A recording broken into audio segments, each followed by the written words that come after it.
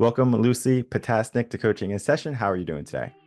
I am doing wonderful, excited, and grateful to be here. Thank you for having me today, Thank Michael. you for coming on. Today, we're going to be talking about your work as a peak performance coach. And I always love having coaches that help individuals find their potential, get every ounce of greatness out of them, because sometimes we leave things unaccounted for at the end of the day. There's so much left in the tank, and we have to learn and get into the mindset of laying it all down on the line, giving it our all. And it requires a certain type of person to bring that out sometimes, because if we have to leave it up to ourselves, I'm sure we would take the easy road more so than not.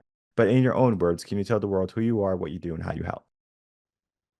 Yeah, absolutely. I grew up in Michigan and I have always been passionate about horses. When I was 16 years old, I put an ad on Craigslist, how can I ride your horse for free? Is when I found out that if you follow your passion and find out where your talents lie, what your skill sets are, and exploit them in the service of others, you are going to find unprecedented success and true fulfillment on the other side of service. I had the background in horses. I got buying, training, and selling horses all throughout high school, college. Even when I got scooped up into the corporate world, I ended up quitting the corporate world after 3 years because I had the world's worst boss, most negative, pessimistic, miserable individual you could imagine. And that was one of the scariest things I've ever done, leaving that salary with the full benefits and paid vacations, this comfy, cozy corporate job to take a risk, take a chance on myself. But I did. I took that leap of faith, and it was hands down one of the scariest, however, one of the most rewarding decisions I've ever made. And then I went on to build and scale a seven-figure business where I now buy, train, and sell horses all over the country. I accidentally opened one of Michigan's largest public trail riding companies just because I wanted to share my favorite hobby, horseback riding, trail riding, with the public. And I share all of this because, not to say, oh, hey, look at me. I share all of this because I'm so obsessed with living, leading, and inspiring by example. So it's like if I did it, then I can guarantee that you can do it as well. There are just some mindset shifts or some understandings or discovering what your limiting beliefs are that are really going to quantum leap you from where you're at to where you want to be. And that is why I am obsessed with teaching people all about quantum physics and leveraging the laws of the universe to very intentionally craft your narrative, change your story, and become the person who lives the life that you've always desired. They say that people don't leave jobs, they leave bosses. And sometimes they leave both, right? So they leave the job, they leave the boss, but they just look for a new job.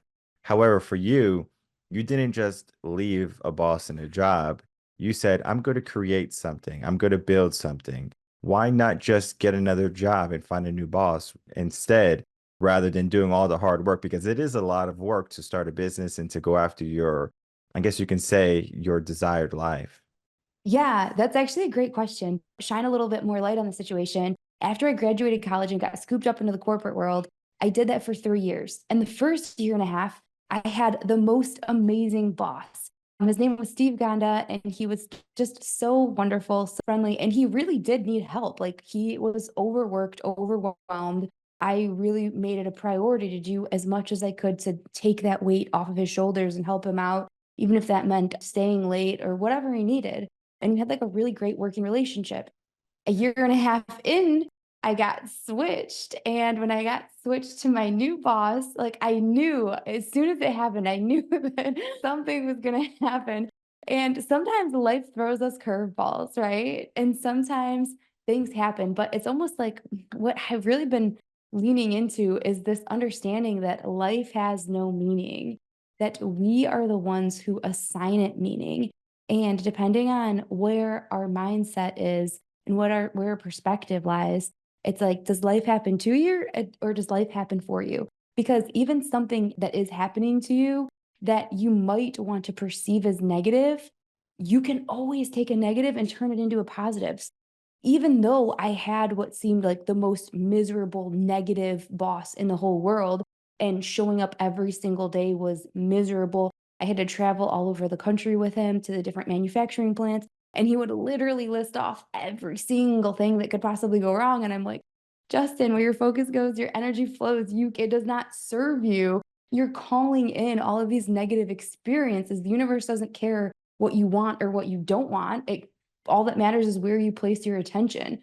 And anyways, he's like, that's a bunch of pie in the sky, woohoo nonsense. And I'm like, no, this is real.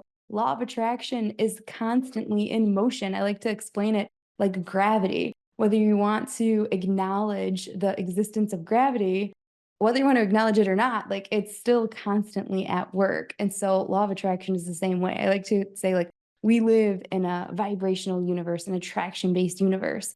Everything moves, everything vibrates. We are all energy. Everything is energy, and all energy is governed by law. And if you can start to study these laws and understand these laws, you can start to use them and manipulate them essentially to your benefit. Going back to your like, but you don't quit the job, you quit the boss. That's kind of what happened, is that like I totally did quit the boss, because had I always had an amazing boss, who knows, I could still be working my corporate job.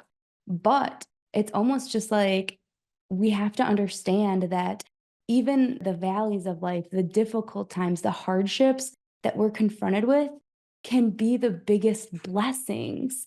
Because had it not been for me having the world's worst boss, I probably would have stayed comfortable with life in the cube, and I would have never left my job. When you have like your biggest enemy, or like the person who like causes you the most difficulty, even though like you're feeling the pain and the struggle now, once you're on the other side of that, you can look back in confidence and thank that person, thank them for their presence in your life. Because of them, you were able to grow and overcome and conquer, and you're better, wiser, faster, stronger on the other side of it. Would you say that Justin was an effective manager, boss, meaning he got the job done? I think that I was young. I had just graduated college. So this was over 10 years ago. I would say that he was doing the best he could with what he knew how to do. And I think that a lot of people are just living life unconsciously. If we step back and we really analyze our lives, we'll quickly notice that our lives is nothing more than a sequence of different patterns. We are by nature creatures of habit, and we do the same things in the morning, in the afternoon, and in the night. And we have these patterns of focus, of physiology, and language. And these patterns are essentially, they're either setting us up for failure or setting us up for success. And it's all happening unconsciously. The most important thing is becoming aware of these patterns. And it's like, okay, what is my pattern of focus? Am I used to looking for the good? Can I see the beauty and the abundance in every situation? Am I looking for the silver lining? Or am I somebody who's like constantly looking for things to be offended by? Am I constantly looking for what's wrong with the situation or how I can complain? And then it's like your language, same things. We get caught in patterns of language. And all of this, like we are all conditioned beings, and it's conditioning from when we were growing up, our childhood, our environment, our parents' belief, any sort of traumas that we lived through. And therefore now we fall into these patterns of language. And it's like the words that we use vividly paint the world that we are living in. It really changes the lens in which we see life based on the words that we use. Because if everything is energy, we know that our thoughts carry a frequency as well as our words carry a frequency. Our thoughts are incredibly powerful and our words are incredibly powerful. Getting really intentional and really aware of the words that we're using can drastically change the situation and how we're experiencing it. And then the third thing is patterns of physiology, how we're moving our bodies. Again, like somebody who's working out 5 or 6 days a week, there's an intrinsic mind body connection. And it's like when you're moving your body, you're ultimately raising your vibration. And when you raise your vibration, you're going to feel better. You're going to feel more alive. You're going to feel more free. You're going to feel more at peace. You're just going to feel happier and more joyful. You're going to see things with that glass half full perspective, opposed to like when you look at a depressed person, their shoulders are slumped, they're talking low, their breath is very shallow. Those people are, and it's just like in a moment's notice, you can change your physiology. So the fastest way to change your state is to change your physiology. And as far as Justin goes, I think he was doing the best with what he had, with where he was at. And I think he was so used to doing everything himself that he was not delegating the work. Like I was constantly asking him, like, how can I help? What can I do? How can I help? What can I do? And like I was always bored. When I was in the cube, I had to literally find different things to keep me occupied, to keep me entertained because I didn't have anything to do because like I was just work the only thing that I could do that he would delegate were Excel spreadsheets. So by default, I became like the Excel spreadsheet queen while I'm in the cube doing like thousands of lines of Excel spreadsheet. I had my earphones in and I was listening to Dr. Wayne Dyer. At a very young age, I was just like, I was exposed to all of his universal truth and all of his wisdom that the whole time I was taking notes and taking notes. And like his number two rule for happiness is don't die with your music still inside you. And that resonated with me at such a high level because there I was like showing up every single day unfulfilled in the cube. And I just knew I was like, I'm meant for more. I'm meant for more. I remember it was December and me and my mom are really close and she's always helped me with the horses, whether it was videoing, getting pictures or videos of sale horses, or if it was hooking up the truck and trailer and being like, okay, it's Saturday. We're gonna take a loop around the state of Michigan and see how many horses that we can pick up today. Let's fill up the trailer. So she's always been really close to me. And it was December night. It was in the middle of December. And I was like, Mom, I know I can do this. I know I can quit my job. I've sold 6 horses this month and I've made more money selling horses than I have from my corporate job. Like, I can do this. That's when she was like, I love you, honey.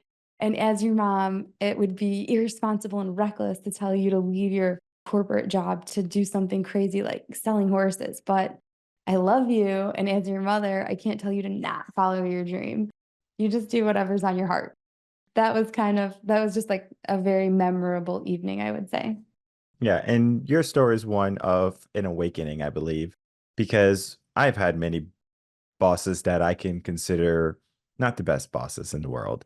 I've had great bosses. It's like good people, good hearts, good souls, everything. It's just like an honest person. Like if I had to go back to work for them, I would because they just have that personality. But then there's something calling us, urging us on the inside of us, be more, do more. And that voice is typically enough to give us an excuse. Okay, well, this guy is, maybe a bit negative. He only gives me Excel spreadsheets, and we are looking for a way out. And this is the scenario for a lot of people. They're looking for a reason to leave. They're looking for a reason to fly. But sometimes people are too afraid to take action. And that's where you excel. You took the action. You said, I'm going to leave the corporate job. I'm going to do what I love. Yes, it's going to be risky. Yes, it's going to be scary, but I'm going to try. Most people, they die without even trying. So, how can we get into the mindset and help other individuals begin to try more, to step into fear, to go into that direction of uncertainty, even though they might have a situation that might not be so bad? That's what I love. I love really finding out where people are at. And that's really easy to do just by having a simple conversation with them and listening because people are very quick to share their story. And you can tell when people are sharing their stories if it's an empowering narrative or if there's a lot of victim mentality where they're stepping into the victim role and then giving their power away to outside or external circumstances.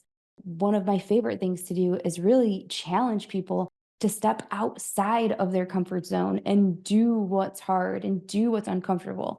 I like to say that we're either growing or we're dying. There's no in between. And just like Dr. Wayne Dyer said, we are not human beings having a spiritual experience. We are spiritual beings having a human experience. And the purpose of life is joyous expansion. We are meant to grow and to expand. Expansion and growth does not happen inside of our comfort zones. We have to be very, very intentionally to show up for ourselves, for our families, for our loved ones, for our communities by pushing ourselves and doing what's difficult every single day. And that's why it's so important to have a goal. It doesn't matter where you are in life. If people feel, I talk to a lot of people who feel stuck, and it's like a lot of times they're stuck in their stories because you can either choose to live from a memory of the past or you can choose to live from a vision of the future. And if you choose to focus on the past, or you're too caught up observing your current 3D reality or your current situation, where your focus goes, your energy flows. And if you keep concentrating on the same of what is, you're going to continue to create more of what is, more of the same. And that's why you feel stuck in this perpetual loop, because you're stuck in a story and you're not using your imagination in the way that it was meant to be utilized. And so when you step back and you're like, okay, if I could create life the way I wanted it, and I could really design my life, if I had unlimited resources and money were of no concern, what would my life look like? And then that's when it's like, okay, let's go there. Let's live by desire and intentional design instead of, and a lot of times I'll ask people this question, and the first thing they do is they immediately start listing out every single thing that they don't want. Well, I don't want this and I don't want that. And it's like, again, you can't focus on what you don't want. Let's focus. So it's retraining your mind to focus on what you do want so that way you can get a roadmap to get you there.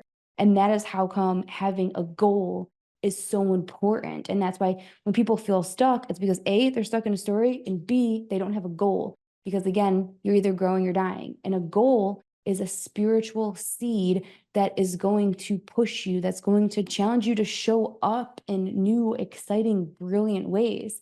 I like to say that it's so important to have a goal that not only excites you, but also terrifies you at the same time. That's why it's so important to dream big, because once we understand that we don't have to live in a world of limitations. The only limitations that we're experiencing are the limitations that we fight for, that we place upon ourselves. Once we can really stretch our imagination, and it's like, what's that thing that like you almost are like embarrassed to tell other people, because like you don't want other people to be like, really, you want that? Or like, really, you think you can do that? Like that thing, that's what you want to focus on. Called, like, Bob Proctor calls it a C type goal. An A type is when a goal that like you've already accomplished and you know how to get. A B type goal is like kind of like a stretch goal that like you have an idea like on the different steps you could take that would get you there. And a C type goal is a goal so big that you don't really even know how to start, or like you can't even comprehend the how to get there. And then it's just like, but when you focus on that and you believe that and you create a clear mental picture and you lean into unshakable faith and you spend time visualizing, that's when miracles happen. And that's when you start to see lasting change. Then we have to get into the aspect of, why do people self-sabotage? If they have this vision for a better life, a better future, they can stop focusing on the negativities, the things that they don't want, and start to focus on the things that they do. They treat the things that they have to do like a to-do list. It becomes maybe daunting. And then they give reasons or excuses for not doing what they have to do every single day. They self-sabotage themselves, and they find themselves in this habitual loop of the rat race, of struggle, of fear, of anxiety, of being stagnant. How can we start to move these individuals?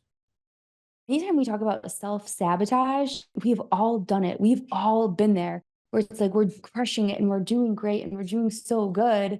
And then all of a sudden it starts to like we start to, whatever it might be, like we start to like get comfortable, and then we kind of start to relax a little bit, and we're like, oh, this is cool. And then like it slowly begins to diminish. And then next thing you know, we were right where we started. And that has everything to do with our own identity.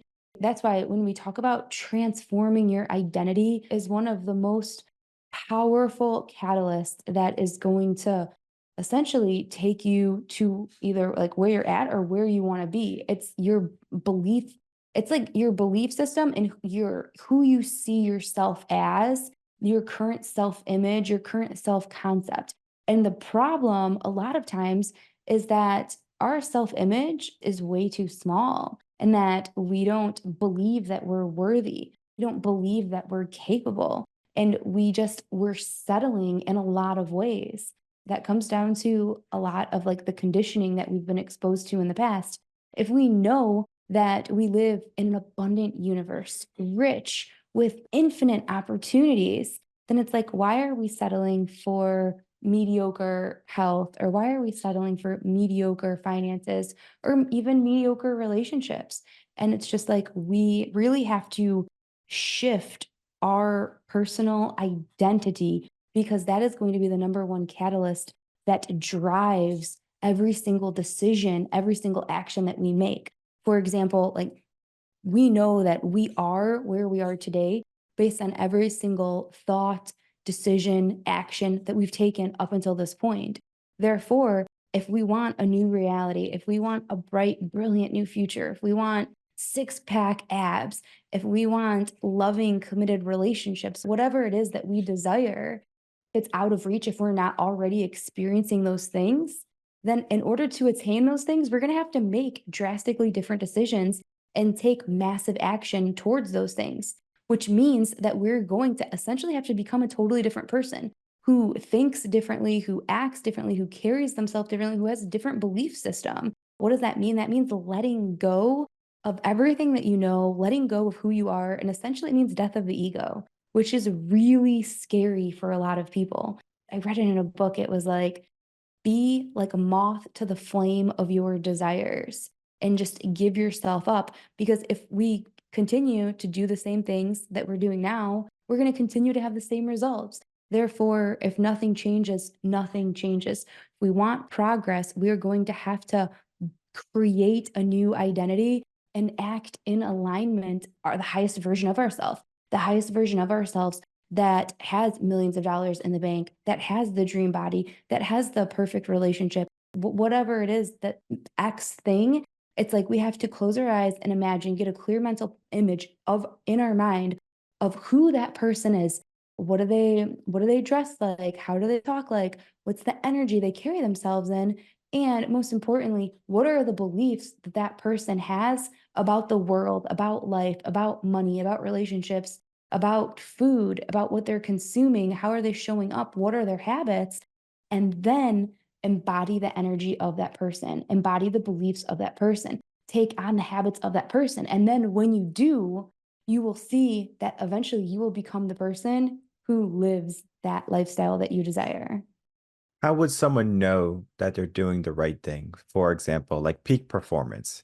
How would a person know that they are at that peak where they're doing everything that they can, that there's not anything left in the tank? Because sometimes people will lie to themselves. They'll say, I have no time. I can't work out. I'm already too busy. I got to do this. I got to do that. They're very busy and they make the excuses that there's no availability in their day to be great.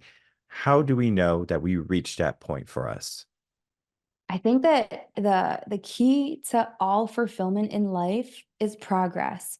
As soon as people are making progress towards their goals, even if they haven't necessarily met or reached their goals, like, the joy is in the journey. And that's what I like to encourage people. Like, when I did my first bikini competition, yeah, was it cool to have like six-pack abs and look like an action figure? Heck yeah. Was it cool to stand on stage? Yeah, that was cool. But like, infinitely cooler than that was the journey to get there, and the discipline and the dedication, and how I literally had to become a totally different person with totally new habits, as far as like going to the gym and working out and discipline and structure, eating, weighing my food, all the things. But it was like the joy was in the journey. So, what I like to encourage people to do is really set a goal in every single area of their life. What we do is we go through a vision extraction process, and we go through 5 areas of your life. It's going to be health and fitness, then it's going to be finances, which can be anything from career to mission to real estate investments to crypto. Then relationships, whether it's relationship with a spouse, with your children, with your mother-in-law, with your boss, whatever relationships you want to focus on. Fun and lifestyle, because life is meant to be enjoyed and celebrated. And then the fifth thing is spirituality, which I also include with like growth and self-development. And it's like when you really set goals in each one of these areas and you're showing up each day making progress, as soon as you start making progress in one, you're going to start to see progress in all of the other areas as well. I think it's really just living with integrity and pushing yourself. Like, as humans, we have to condition our minds to want more. It's really letting go of not only the excuses, but also not being satiated with your current circumstances, constantly like conditioning your mind to constantly want more. I think Ed Milet talks about how it's like being blissfully unsatisfied, where you're like blissful and full of like satisfaction and appreciation for the current moment. However, there's like a small part of you that's like hungry for more and ready for the next level. Yeah, that's what I would say for that one. I wrote down something when you were talking. There is no peak, there's only the journey. And when we think about the peak, let's think about like where we are right now. So let's say I'm training and I'm trying to reach a certain time. My mile run is going to be in 7 minutes. It's not that great. It's 7 minutes.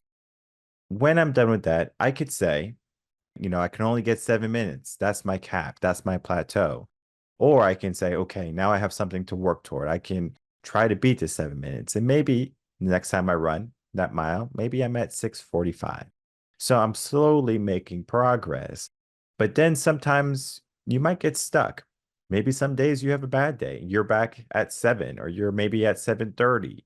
How can we start to look at those moments when we're not seeing progress, or if we have a moment where we falter, as moments where we can still reclaim the momentum that we lost? Oh, that's so good. I think it's so important to give ourselves grace that we all have that little voice in our head, that internal dialogue. And sometimes that voice in our head can be brutal and it can really tear us down and really try to throw us off track and just separate us from our goals. It's sometimes it's just about being consistent. And sometimes it's just like showing up and going to the gym every single day, even if like some days aren't like the best, like most incredible groundbreaking workouts that you have. It's still showing up because that's who you are and that's what you do, and that builds confidence and self-belief in yourself. I think that really just like sometimes, I mean, like we are all our own biggest, our own worst critic, and nobody's harsher on ourselves than we are. When we really understand that, like, if we can just give ourselves some grace and some self-love, it's like I like to say self-love is the secret ingredient, because once we learn to truly like love and appreciate and adore ourselves, our body feels that and our body hears that. And I like to remind people of the study that they did with the two plants. They have two plants and they shower one plant in words of beauty and appreciation, like, oh, plant, I love you. You're so beautiful. You're incredible. You have the most precious flowers. And then the other plant, they just like spewed hatred and animosity, saying like, "Oh my God, you're disgusting. You're worthless. You're a poor excuse for a plant." And it was incredible because like the one wilted and died while the other like blossomed and flourished. And we have to remember that again, not only are we energetic, empathic beings, but we're 70% water. Like same thing when they've done the study of the tears. If you take somebody who is crying because they're like overwhelmed with a joy and gratitude, and you put that tear under a microscope, the geometric formation of that crystallized tear under a microscope is going to be beautiful and symmetrical versus somebody who is crying in pain or agony, and you look at their tears and they're very like putrid and ugly and asymmetrical. Remembering that our bodies are 70% water, and that if plants respond to the energy and the words that we're putting out, and if our tears again are following that same pattern of like the energies that we're embodying, then it's just like the each cell of our body is receiving the information, the words, and the speech patterns that we're telling ourselves internally. So that's why grace and self-love is so important. And I want everybody to just look in the mirror, smile, and tell themselves how much they love them, because that's so powerful.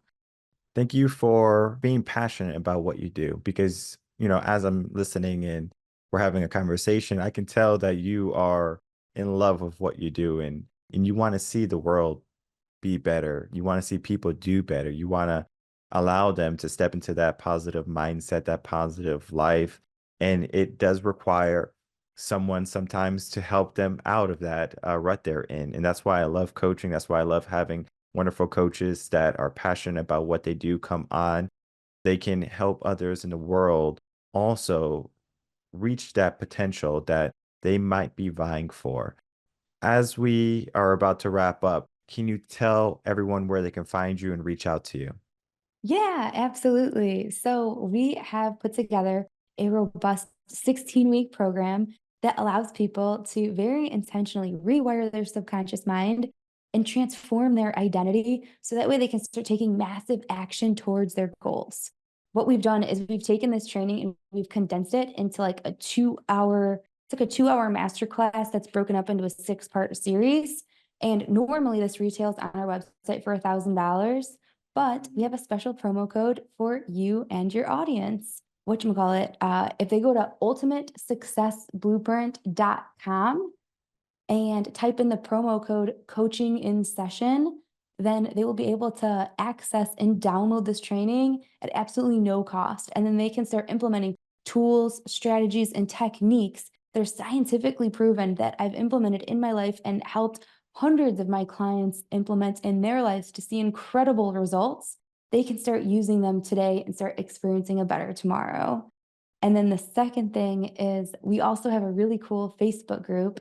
It's called Transformation Nation. And it's this really amazing community where we're just pouring out content every single day on how to show up as the best version of yourself, mentally, physically, financially, and spiritually. And the other cool thing is every Friday morning, I do a live gratitude meditation. Because if there's one thing, if I could tell anybody that there's one thing that I can guarantee that they start implementing in their lives that will bring incredible results and up level every single area of their life, it's meditation. I decided that I wanted to just, how can I serve? How can I give back? How can I make a positive impact? Well, whether they're seasoned meditators that just want to enjoy the journey with me, or if it's anybody that's interested or wanting to kickstart their meditation journey, it's every Friday at 10:30 Eastern. We go live and we also leave the training up or we leave the meditation up so that way if you're in a different time zone that you're able to enjoy that anytime that you would like. On Facebook, it's Lucie's Bubble, Lucies Bubble, and Instagram, it's Coach Lucy Lynn. So thank you so much for having me. Of course. And I'll make it easy for everyone. The links are going to be in the description box below. So don't worry about spelling. Just click that link, join the Facebook group, and learn more about what Lucy is doing. Because when we're trying to be our best self, we do have to give ourselves the aspect that we can do it. And if you have that negative bias in your mind that there's scarcity, that there's fear, that maybe you just have these limits that you're not enough. Think again. Start to question these negative thoughts and start to step towards something better because life can be fulfilling and it's going to be a journey that you have to want to embark on. Thank you so much, Lucy, for coming on, spending some time, and talking about your work. Thank you for having me.